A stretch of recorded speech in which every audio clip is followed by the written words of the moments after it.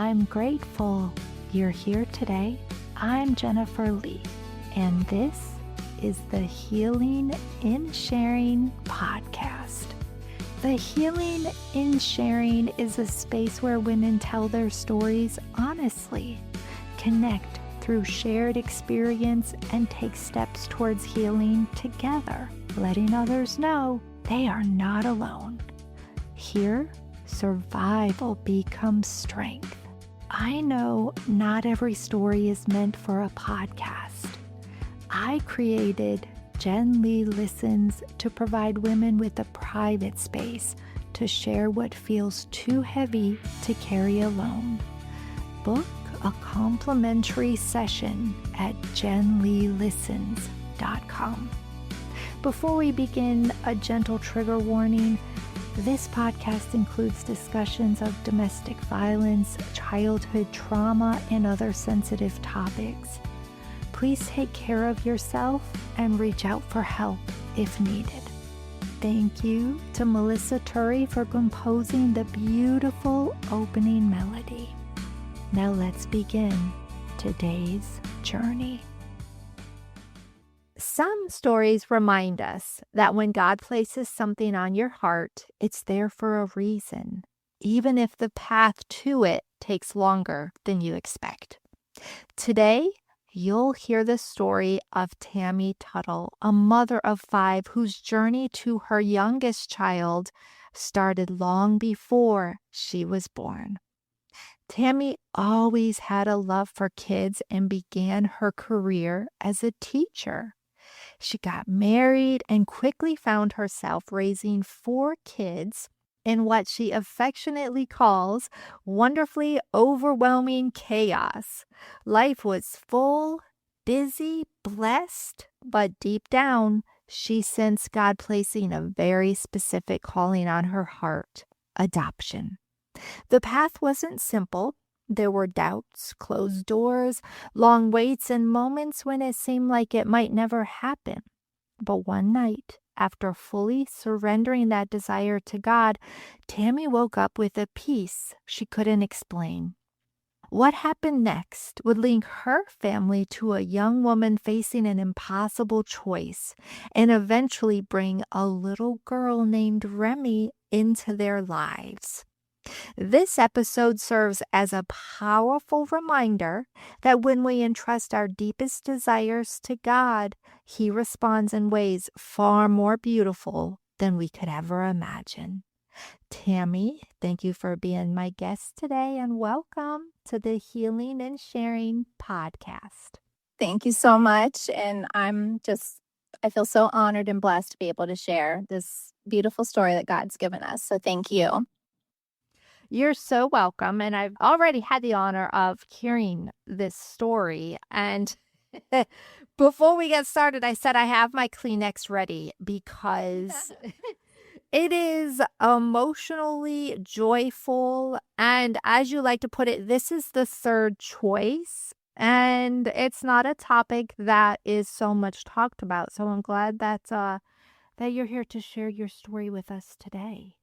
Yes, thank you. I know I just recently heard that a few months ago, a new term that was being talked about called the third choice, because, in society, when a woman finds that she's pregnant, it seems like, our whole society has made her feel that there's 2 choices to make. You can either have the baby or abort the baby, but they're leaving out the third choice, the most wonderful, beautiful choice that we've been able to experience. My prayer has been is just for God to show me little spots in my life where I can share the beautiful things that He has done for us, and the beautiful story of adoption. And it might inspire a family that's wanting to adopt, or it might inspire a birth mom. Again, I thank you for allowing me to share it with you. Of course. And speaking of sharing, I want to invite everybody to go to the website as well. Tammy wrote a blog about her story to also correspond with our conversation today. So if you enjoy reading, go check that out on thehealinginsharing.com. Thank you. So yeah, your introduction kind of led right into this. My husband and I had 4 children, one right after the other. So it was just boom, boom, boom, boom. I remember feeling so, wonderfully blessed. It was funny because I have a grandmother that would call me every day and be like, "Okay, you're done, right?" Because she was the oldest of 13 children. You're the one helping the mom with everything. And so I feel like maybe she felt like she missed out on just being a kid. Maybe every time I would tell her I was pregnant again, I felt like she was mad at me. And so I remember after 4 thinking, "Okay, mama, yes, yes, I feel like, we're complete." And I really had that peace that we were. So it wasn't long after, my youngest son, he was a toddler running around, and I just started feeling that desire in my heart. But I knew God specifically put the calling for adoption on my heart. I just thought, "Okay, just start praying about this." And when I first brought it up to my husband, he was, as the protector of our family, he was very concerned about a lot of the things that can go wrong with adoption. There's so many risks. As the protector, he didn't want us to get disappointed or hurt. So I feel like it was hard for him at first to really surrender that control and being that protector of our family, where he was willing to take those risks and say, "Let's go, let's do this thing." It's funny because I remember praying so many times, "Lord, I know you've put this on my heart, and I know you want my husband and I to be in agreement on this. So you're going to have to change his heart, because he's got to, be just as sure as I am on this." It was years where you feel really, excited about just jumping and doing it.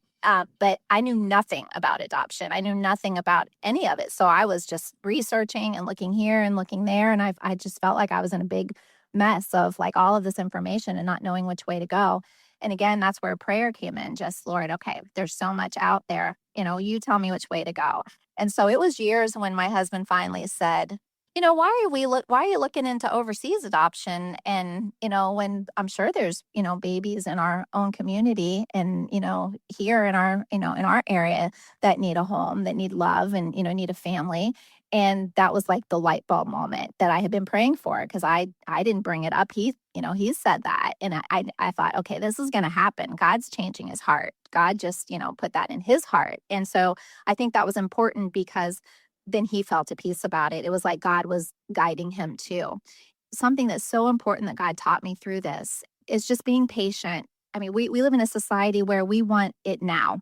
We're talking years and years of praying about something. It's important to remember that he's orchestrating it all. If you know for sure the calling is from God and it's still not happening, there's a reason. There is a reason. And it can be so frustrating.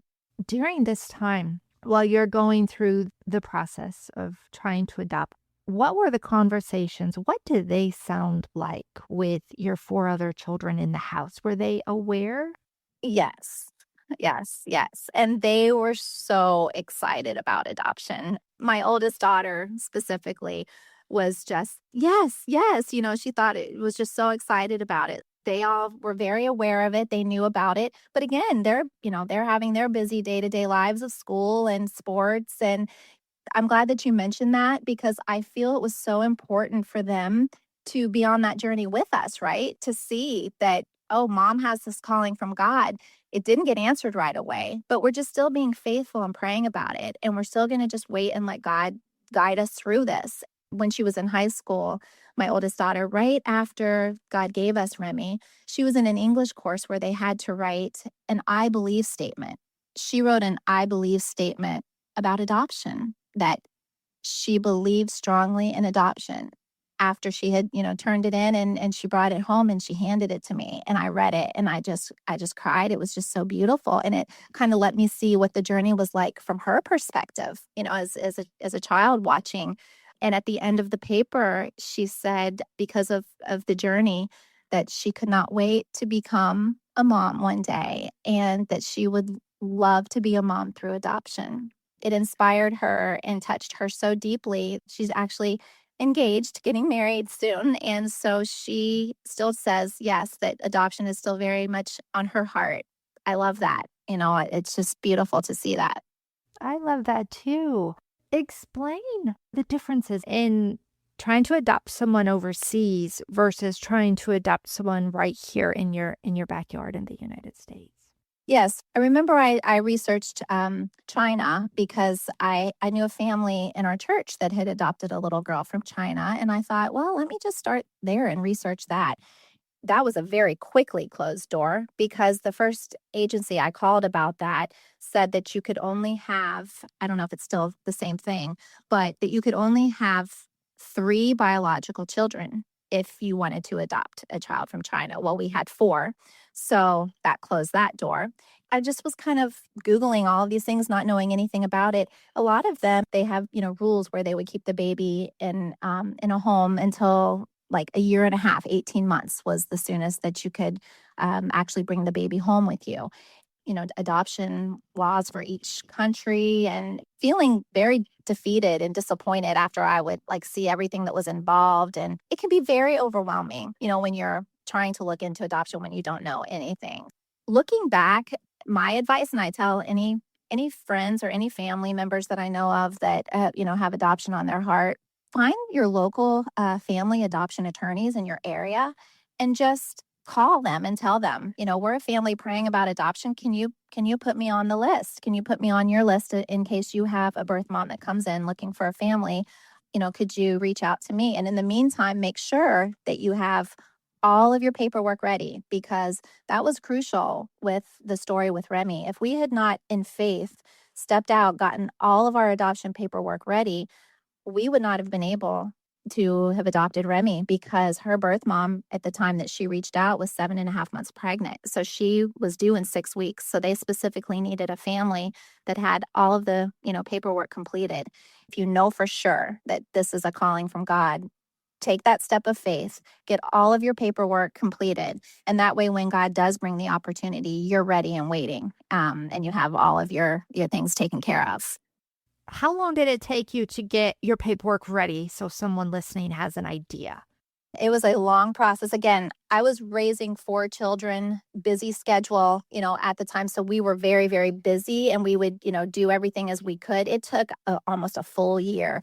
It was health checkups for my husband and myself. I still can't believe I had to show that our animals were up to date. Our pets were up to date on their vaccinations and their, checkups at the veterinarian, all the fingerprinting. There was a lot of little stuff that had to be checked off. That's important to have that part done. You're preparing for the miracle.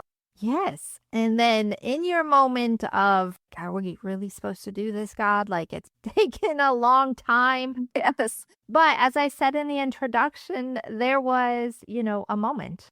Special moments, like you remember exactly where you were.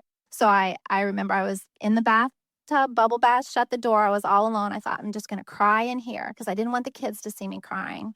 And I didn't want, my husband to see me crying over it. I wanted to just be alone and cry with God. And so I said, Lord, I feel like this just is not meant to happen. Maybe this isn't even from you. So I'm asking you in this moment to just take this desire from my heart. I thank you for the beautiful, amazing family that I have. You've blessed me beyond measure. And so I'm so thankful for that. And I just give this desire, I'm asking you to just take it from my heart, because I don't want to want something that you don't want for our family and for us. I gave it back to God. I can just be free from it now. Went to bed that night, and there's really just no way to explain it except I woke up with the most amazing feeling in my heart. It was still there, but not only was the desire still there, it was stronger.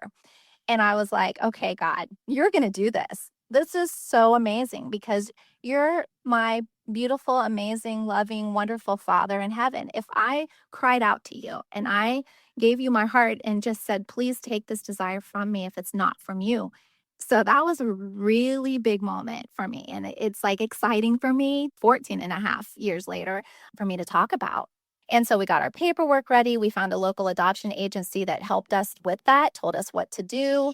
Then the adoption agency would ask you to prepare a little book that told about your family, almost like a scrapbook. And you would put pictures in and just, tell about the things you love to do, and just to kind of show what your family was like. And so a birth mom chose us with the adoption agency from looking at our book. And I remember we got the call. This birth mom has chosen you. She wants to do a phone call with you. Oh my goodness, I was so excited. Did the phone call with her. I was excited, but it's funny because I thought, gosh, why am I feeling a little bit unsettled with this. So it was kind of a scary feeling, but I thought, okay, maybe it's just my nerves, So waited, and then we had like a week or two later, we had another phone call with her. A few days after that second phone call, the adoption agency called us and said, this birth mom has decided to go another route. She wants to hire a private attorney and not go through an adoption agency. And so we're so sorry to tell you that that just kind of fell through at the moment. And I was like, oh, that's why I had that uneasy feeling, and it was like, again, God assuring me, that he was guiding everything. He was behind it all. So I remember our family members and everyone thinking, oh my gosh, I'm so sorry. Are you so upset? And I was like, really, I'm not. Like, I'm not upset. I just had a peace, about it. When things kind of fall through, or when things don't work out the way you want it to, it's for a reason, because they're not supposed to. It's because God already has the plan for you, and that's not it. And so after that fell through, it wasn't long. I love this too because I've already got goosebumps. I get so excited. But so when you're praying about something and it's years and years and years of closed doors, of course, that can be very defeating and very, disappointing. But when it starts happening, oh my gosh, the open doors just start flying open. We got a phone call one day, and my friend called me from church.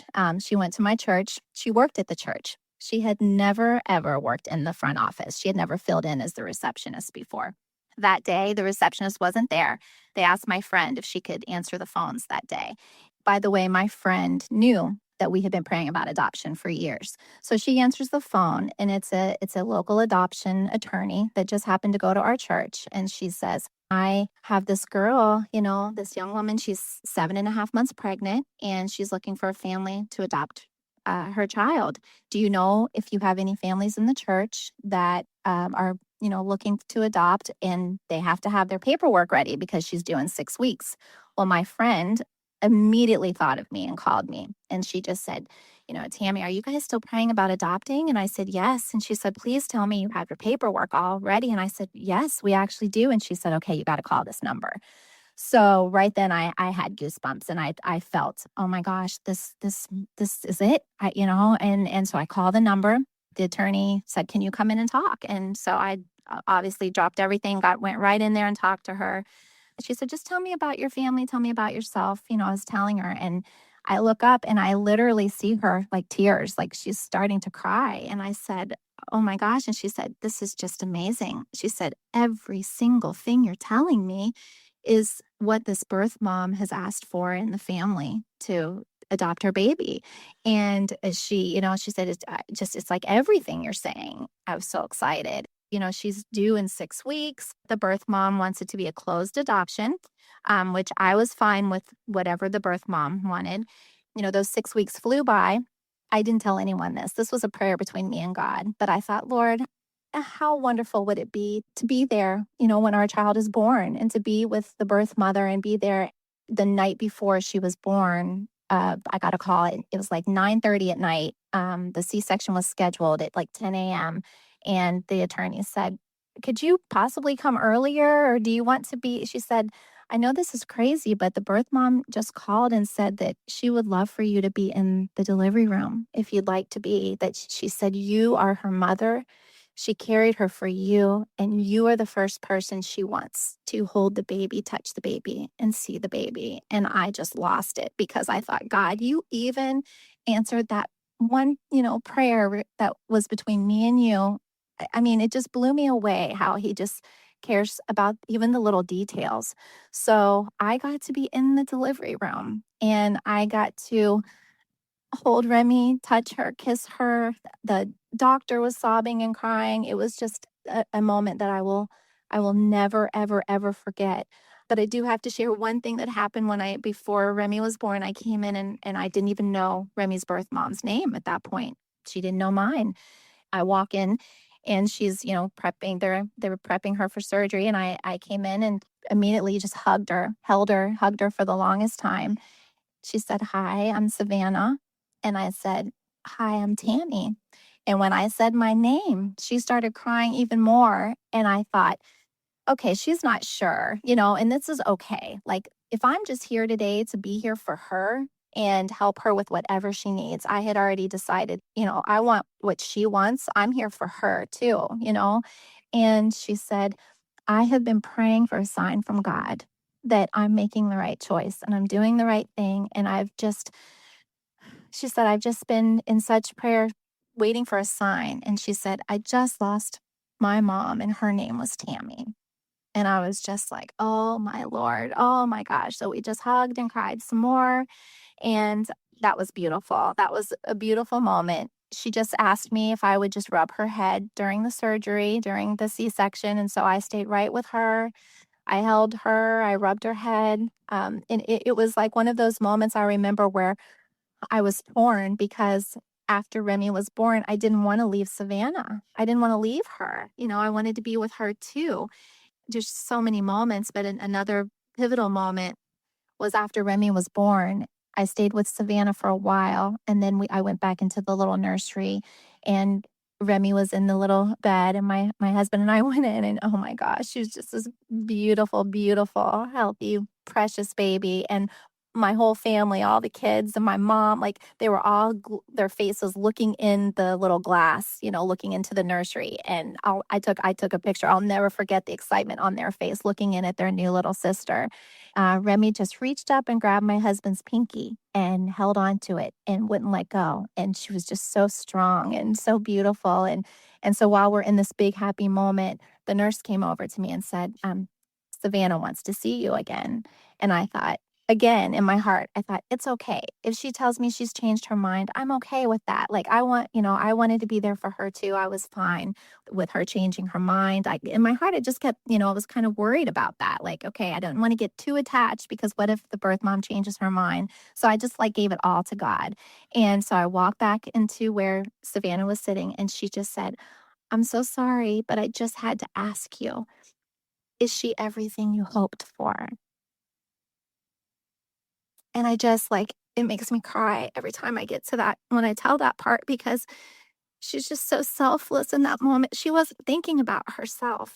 She was just hoping and wanting to know if when we saw Remy and all the family saw her, if it was everything we had hoped for. And I just said, "Oh my gosh, Savannah, she's so much more. She's so much more than I ever could dream of or hope for." And again, I just held Savannah and stayed with her for a while, but it was just one of those, beautiful moments I talk about in the blog, birth moms. Like, we do not, as a society, give enough honor to birth moms in these stories, just the selfless courage that they show and the love and I just in the beauty of choosing life want the world to honor birth moms so much more and talk about them so much more than they do. I reached out to Savannah. So, yes, it was a closed adoption, but we made it our own way. Like, it's so funny because, the attorneys were very particular 3 pictures a year, da da da da. And we've just kept wanting to reach out to each other. Savannah wanted it to be closed because she wanted Remy just to have, she told me she wanted her just to have a normal life growing up. She didn't want to complicate it with a birth mom. And, I told her whatever she wanted, I was fine with. I kept reaching out to the attorneys, can you send Savannah this? And she'd reach out to the attorneys. Oh, can you tell Tammy this? And so they got to the point, they go, can we just give you guys each other's emails so we can get out of this? We were bugging them so much because we kept wanting to talk to each other, which was so funny. So we were able to, start and we've kept that communication. Remy is now 12 and a half years. For 12 and a half years, we have kept that. And we also do phone calls. We talk. We just hear each other and talk at least, once or twice a year. We email probably every other month. But I did have a moment that I wanted to share when we got home from the hospital with Remy. I never expected this. So this is something that I don't know if adoptive moms or expect because I never expected this. This kind of blew me away. I couldn't stop thinking about Remy's birth mom because here I am with this miracle, right? This beautiful baby in my arms. And I'm thinking, her arms are empty. Like she just went through a C-section. She's got pains and she's hurting. And when you have a baby in your arm, it makes it all worth it. But here she is going through all of that. And then she just leaves the hospital and her arms are empty. And I could not stop thinking of her, and I couldn't stop crying, feeling for her. I couldn't stop worrying about her. It, like, hurts my heart to think of it right now even, just how much I worried about her, and I worried that maybe she had changed her mind. I felt guilty, like, here I am with this beautiful gift in my arms, and she doesn't have that, and so I called the attorney, and I just said, I can't stop crying thinking of Savannah, and I just have to know that she's okay. I have to know that she's at peace with her decision. If she's changed her mind, it's okay. I'm fine with that. I just have to know." They called her and called me back and said, she said to tell you right now to put a huge smile on your face, to let you know that she is so at peace and she is so happy that Remy is with you because you are her mother. She would say, "I know that you all along were Remy's mother, and I just carried her for you."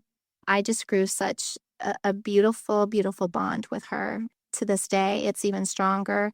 I don't think people talk about that a lot either, the bond between an adopted mom and a birth mom and the beautiful moments that they share, they have forever. I wrote that blog about birth moms. I just emailed her that little section and I read it and I sent it to her. I said, "I'm doing a podcast about Remy's story." And she said, "Oh my gosh, tell everything. Please tell them everything." And when I sent her the little section about the birth mom, she said, "Can I respond to that? Is it okay if I say something?" And I said, "Yes, yes. Say what you want." And I thought, maybe I could even share it. And so I just jotted down what she emailed back to me. And she wrote, so these are Savannah's words. "We bonded, we became family. We lift each other up. We have so much trust and love in our connection. Tammy, you are my angel. I'm not the angel. I get to see photos of Remy and hear all about her. You and I talk and laugh each time until we cry. I'm not the special one. You are. I wish you could see it from my side, but really, we will argue this one until one of us finally gives in, and I'm right, so it won't be me. You have the special heart. Do you remember how you refused to leave my side? Do you remember that you stayed with me when I felt scared and alone? And I told you, go be with your little girl. You rubbed my head and you told me that I was okay. Do you remember all the tears you cried over me? You are my angel, my sister. You give me peace. You are my world that has held sweet Remy through all of her days. You are the one who reminds her every day that she's amazing, kind, and beautiful. You are her amazing mother, and Remy will share every legacy of your beautiful soul with her children, with the people in her life, and even with strangers. I thank God every day for you. You are the kindest love that I have ever encountered." And so those were her words. And so I have such a beautiful, beautiful bond with her. We argue because I tell her every time I talk to her that she's my angel, that she's my hero, that I look up to her so much. And she gets mad at me and says, "Stop. You're my angel. You're the angel." So we always argue about who loves each other more. And and we're able just to like she said, we laugh and cry together every time we talk.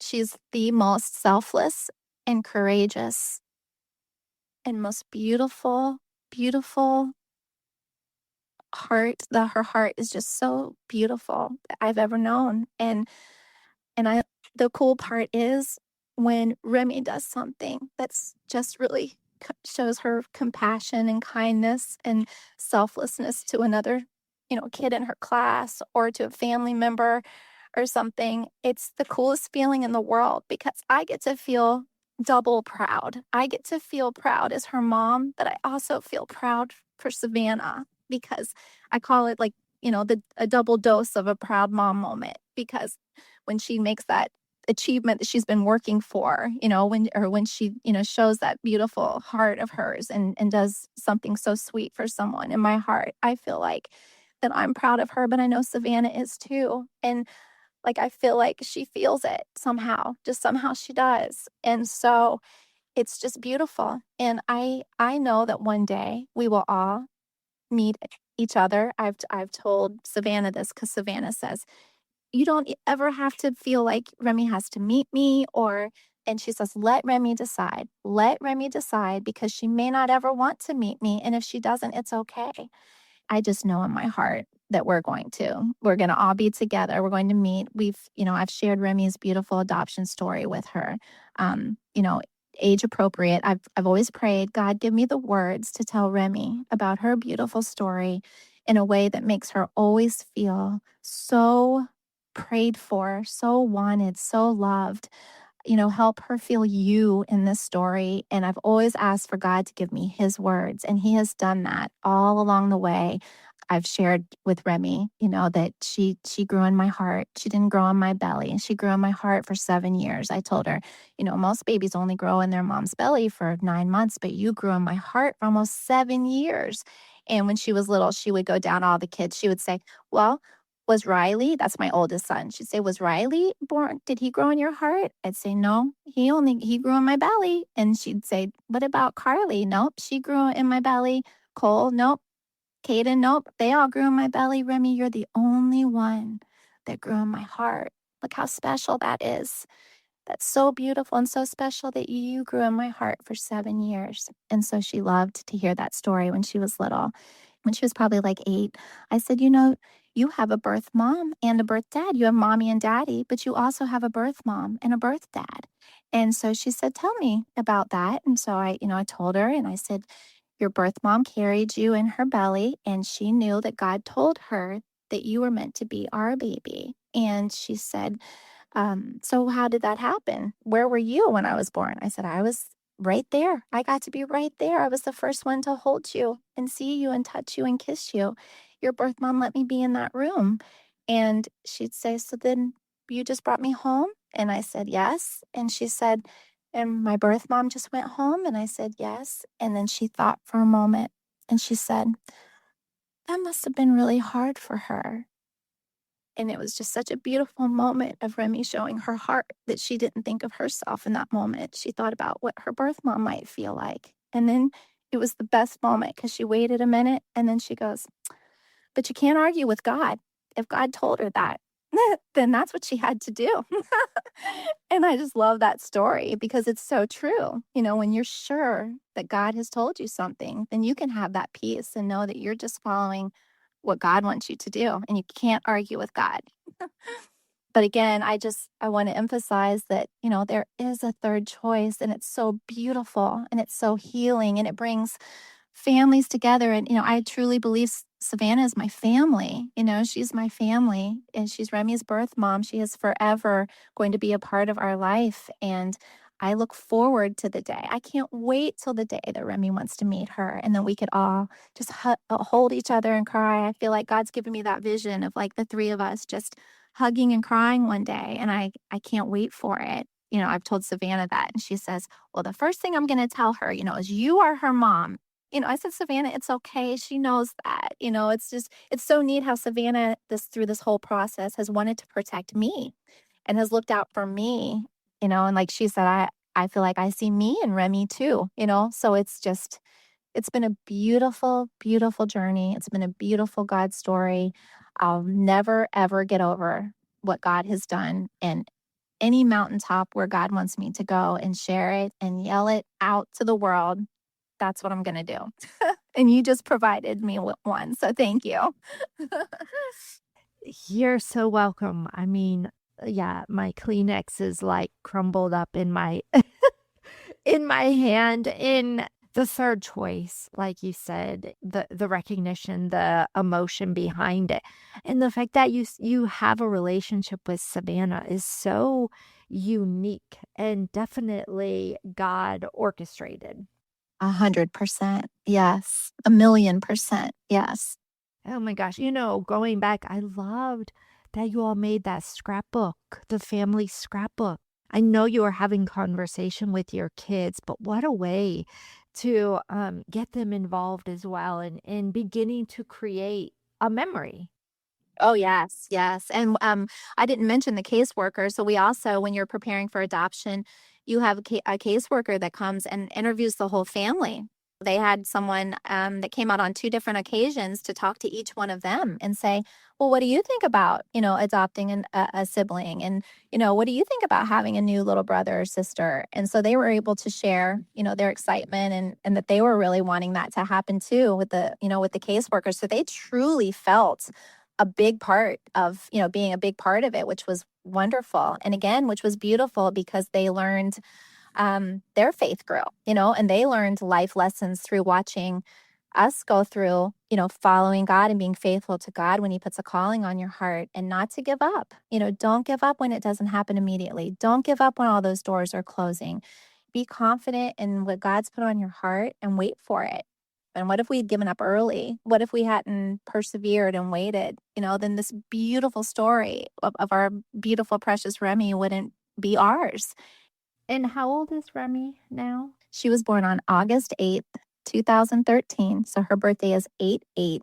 She had her triple golden birthday when she turned 8, right? So she turned 8 on August 8th. So that was a really special day. I said, Remy, we told her in the weeks leading up, we're like, you're going to have your triple golden birthday. Like, this is amazing. We're going to, whatever you want for your birthday party, you tell us. Where do you want to go? Do you want to go, somewhere? Do you want to have a big party? What do you want to do? And she kept saying, I'm thinking about it. I'm thinking about it. It was so cute. And then one day she said, I figured it out, Mommy. I know what I want to do for my triple golden birthday. And we were so excited. We said, okay, Remy, what is it? And she said, I want to be baptized. Oh, wow. Isn't that beautiful? And so we had our family and friends all come over. We live near the beach where we can just walk to it. And we all walked together. She was baptized on her triple golden birthday. So that was a beautiful moment that God brought to our family, to her. Oh, that is beautiful. I have to give a big thanks to Savannah as well, just for her journey through this whole process. She's very strong, and I know that this can't be easy at all, but God is carrying her through.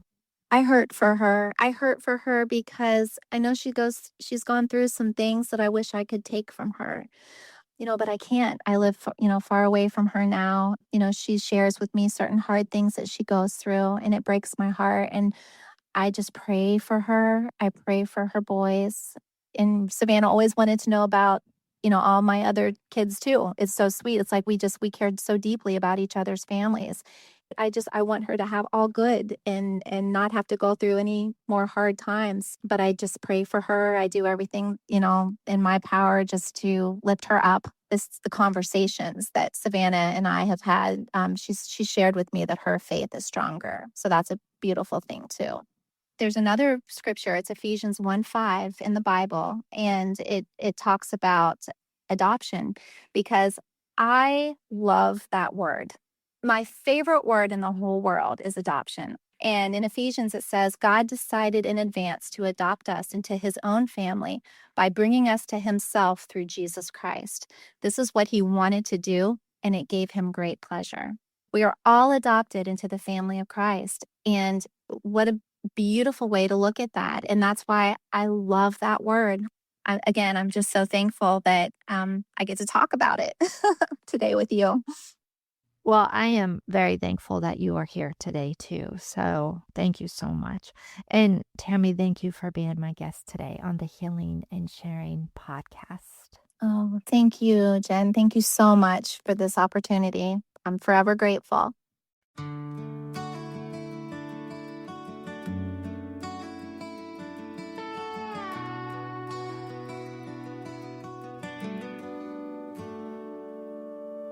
Some days are better than others. Wake up and you put one foot in front of the other. Same routine, same places. You just keep on pushing through it. The life you led before, putting everything on the line. Not sure if you would make it home.